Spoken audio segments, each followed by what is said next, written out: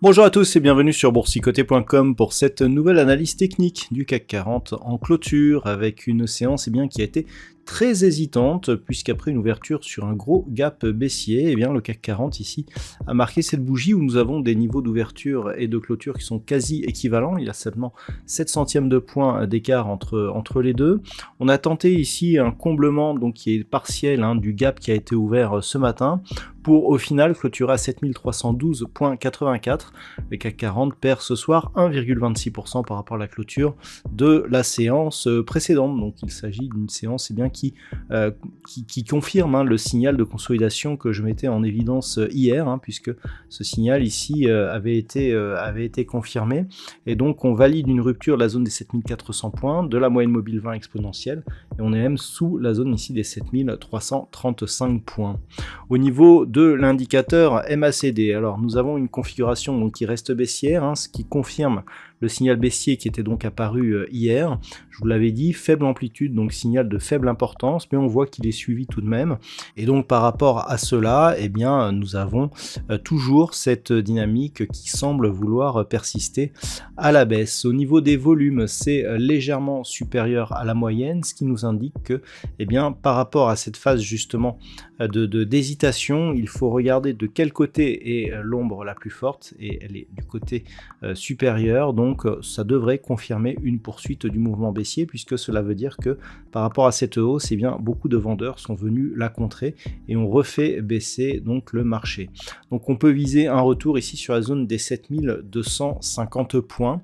Au niveau du palmarès des valeurs, alors nous avons quelques valeurs en hausse, elles ne sont que 5. Schneider Electric qui gagne 0,91%, le Grand SA plus 0,82%, derrière Publicis Group, Danone et Saint-Gobain sont sur des hausses assez symboliques. Au niveau des plus fortes baisses, on retrouve Worldline qui perd 3,73%, Total Energy moins 2,75%, Vinci Téléperformance et BNP Paribas et Alstom sont sur des pertes entre 2 et 2,3%.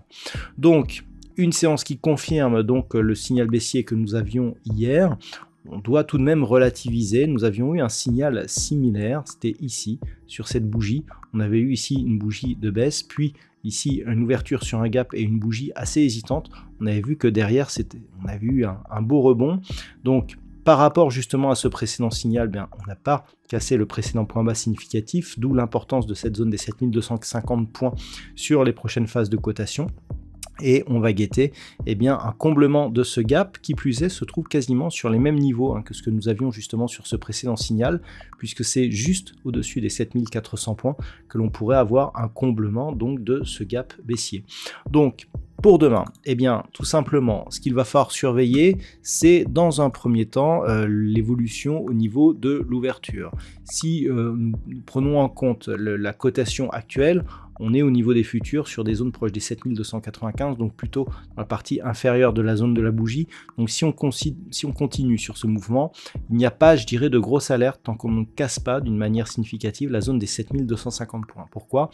Tout simplement parce que c'est le point bas significatif que nous avions entre les deux précédentes zones de points hauts.